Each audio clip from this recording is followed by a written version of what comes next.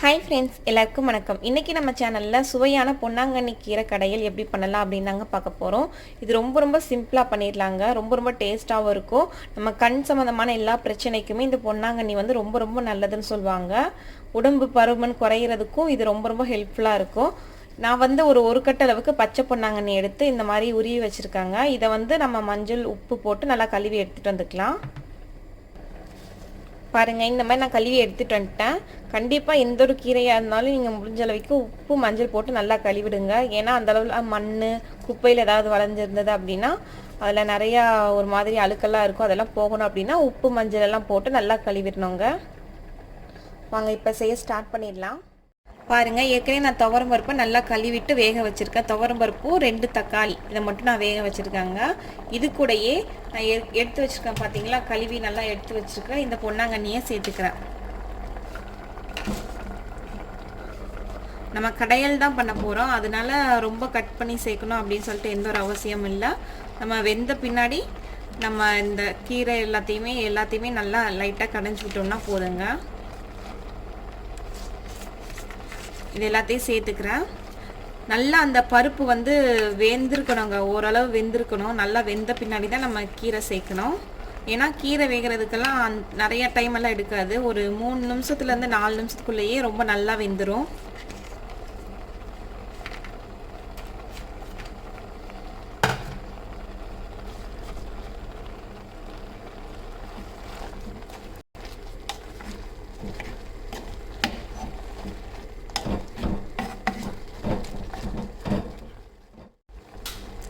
இப்போ இதில் கொஞ்சமாக மஞ்சள் பொடி சேர்த்துக்கிறேன்.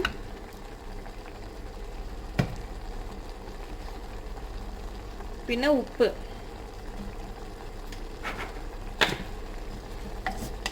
கொஞ்சம் மட்டும் உப்பு சேர்த்துக்கிறேன். அடுத்து நம்ம கடையும் போது நம்ம உப்பு சேர்த்துக்கலாம்.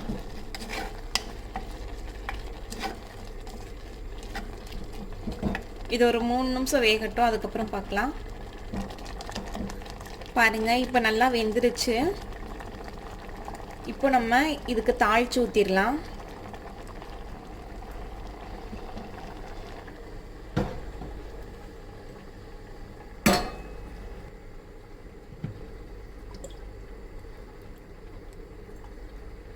இதில் கொஞ்சமாக எண்ணெய் ஊற்றிக்கிறேங்க. நான் வந்து நல்லெண்ணெய் தான் ஊற்றுறேன். நீங்கள் என்ன யூஸ் பண்ணுறீங்களோ அதை ஊற்றிக்கோங்க. எண்ணெய் காஞ்சிருச்சு. காயவுமே இதில் கொஞ்சம் கடுகு உளுந்தம் பருப்பு,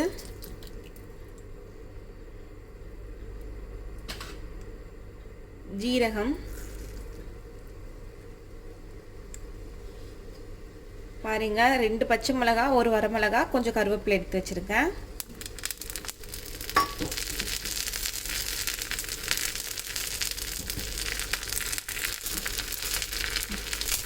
இதில் கொஞ்சம் பெருங்காயத்தூள் சேர்த்துக்கிறேங்க. அடுத்ததாக சின்ன வெங்காயம் இருக்குது பார்த்தீங்களா, சின்ன வெங்காயமும் ஒரு 3 பல் பூண்டு, பெரிய பூண்டாக எடுத்து 3 பல் எடுத்து பண்ணி வச்சிருக்கேன், அதையும் சேர்த்துக்கிறேன்.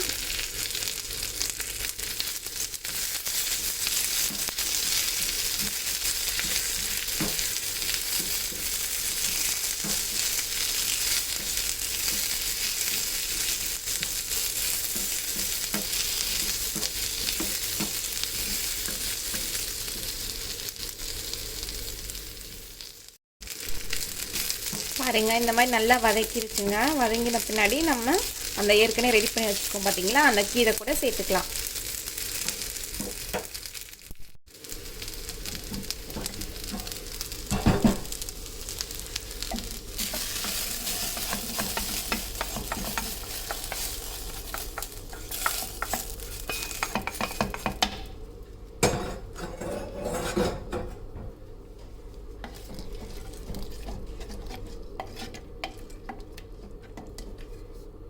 இது கூட நல்லா கலந்து விட்டாச்சுங்க.